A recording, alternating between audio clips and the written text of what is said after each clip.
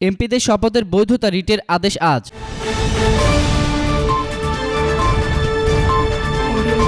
দশম জাতীয় সংসদ না ভেঙে একাদশ জাতীয় সংসদ নির্বাচনে বিজয়ীদের শপথ গ্রহণের বৈধতা চ্যালেঞ্জ করে দায়ের করা রিটের শুনানি শেষ হয়েছে। আজ শুনানিতে রিট আবেদনের পক্ষে দশম সংসদের মেয়াদ অবসানের আগেই নবনির্বাচিত সংসদ সদস্যদের শপথ গ্রহণে সংবিধান লঙ্ঘনের যুক্তি তুলে ধরা হয়েছে।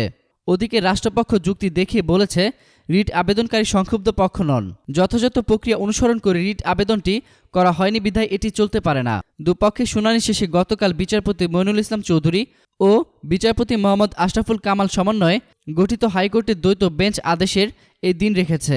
রিট আবেদনের পক্ষে শুনানি করেন ব্যারিস্টার মাহবুবউদ্দিন খোকন ও ব্যারিস্টার সাকিব মাহমুদ। রাষ্ট্রপক্ষে শুনানিতে অংশ নেন অ্যাটর্নি জেনারেল মাহবুবে আলম ও অতিরিক্ত অ্যাটর্নি জেনারেল মুরাদ রেজা।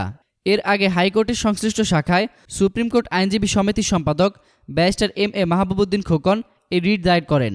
গত ৮ জানুয়ারি সংবিধান অনুসারে দশম জাতীয় সংসদ ভেঙে না দিয়ে একাদশ জাতীয় সংসদ নির্বাচনে নির্বাচিত সংসদ সদস্যদের নেয়া শপথের বৈধতা চ্যালেঞ্জ করে জাতীয় সংসদের স্পিকার, প্রধান নির্বাচন কমিশনার ও মন্ত্রিপরিষদ সচিবকে আইনি নোটিশ দেওয়া হয়। সুপ্রিম কোর্টের আইনজীবী মোহাম্মদ তাহিরুল ইসলাম তাহিদের পক্ষে নোটিশটি পাঠান ব্যারিস্টার মাহবুবউদ্দিন খোকন। এই নোটিশে বলা হয়, সংবিধানে অনুচ্ছেদে সংসদ ভেঙে দিয়ে পুনরায় সংসদ সদস্যদের শপথ অনুষ্ঠিত হওয়ার বিধান রয়েছে, কিন্তু সে অনুচ্ছেদ প্রতিপালন না করে পুনরায় সংসদ সদস্যরা শপথ নেওয়া বর্তমানে দুটি সংসদ বহাল রয়েছে, যা সংবিধান পরিপন্থী। কিন্তু সেই নোটিশের কোনো জবাব না পাওয়ায় হাইকোর্টে রিট দায়ের করা হয়। প্রসঙ্গত, গত ৩ জানুয়ারি জাতীয় সংসদ ভবনে স্পিকার এমপিদের শপথ পাঠ করান। এরপর ৭ জানুয়ারি প্রধানমন্ত্রী শেখ হাসিনার নেতৃত্বে শপথ নেন নতুন মন্ত্রিসভার ৪৭ সদস্য।